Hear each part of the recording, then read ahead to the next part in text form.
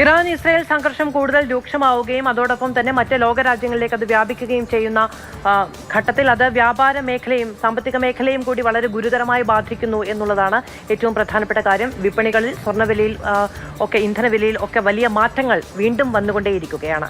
സുരേഷ് വെളിമിറ്റം ദുബായിൽ നിന്ന് ചേരുന്നുണ്ട്. സുരേഷ്, എല്ലാവരും ആശങ്കയോടെ കാണുന്ന ഇന്ധനവില വർധനയ്ക്ക് വല്ലാതെ ഉയരും, സ്വർണ്ണവില കുതിച്ചുയരുമെന്നാണ്. പക്ഷേ നിലവിലത്തെ ഒരു സാഹചര്യം എന്താണ്? പെട്ടെന്നുണ്ടായ ഈ സംഘർഷങ്ങളുടെ പശ്ചാത്തലത്തിൽ വിലയിൽ ഇടിവാണോ സംഭവിച്ചിരിക്കുന്നത്?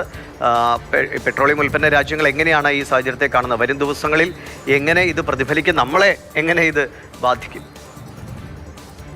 ഏറ്റവും പ്രധാനം, ഡൊണാൾഡ് ട്രംപിന്റെ പ്രഖ്യാപനം വന്നതിന് ശേഷം ആഗോള വിപണിയിൽ വലിയ മാറ്റങ്ങൾ സംഭവിച്ചു എന്നുള്ളതാണ്. കാരണം ഡൊണാൾഡ് ട്രംപ് ആദ്യം 6 മണിക്കൂർ പറഞ്ഞു. തന്റെ പ്രഖ്യാപനത്തിന് ശേഷം 6 മണിക്കൂറിലാണ് ഇത് സംബന്ധിച്ചിട്ടുള്ള നടപടി വരാൻ പോകുന്നത്. ആദ്യ 12 മണിക്കൂറിൽ ഒരു രാജ്യം പിന്മാറുന്നു, രണ്ടാമത്തെ 12 മണിക്കൂറിൽ അടുത്ത രാജ്യം പിന്മാറുന്നു. കാരണം ഒരു സ്വിച്ചിട്ടതുപോലുള്ള ഒരു നടപടി ആകില്ല.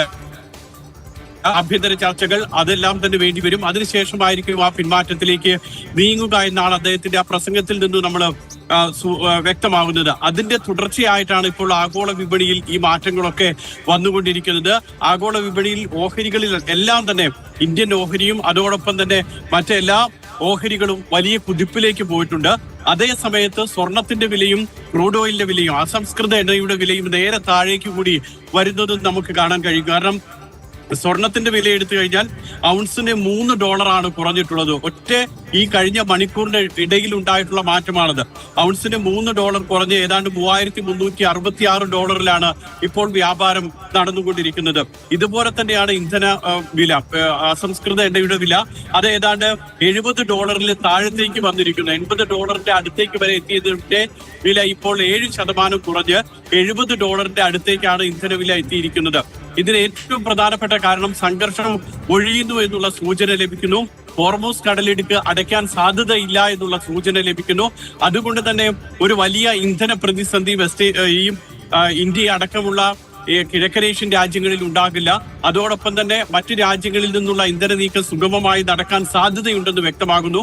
ഈ സാഹചര്യത്തിലാണ് ഇന്ധനവില ഇത്രത്തോളം കുറയുന്നത്. അത് നേരത്തെ ഡിവിഷൻ സൂചിപ്പിച്ചതുപോലെ നമ്മളെയൊക്കെ ജീവിതത്തിൽ വലിയ ആശ്വാസമാണ്.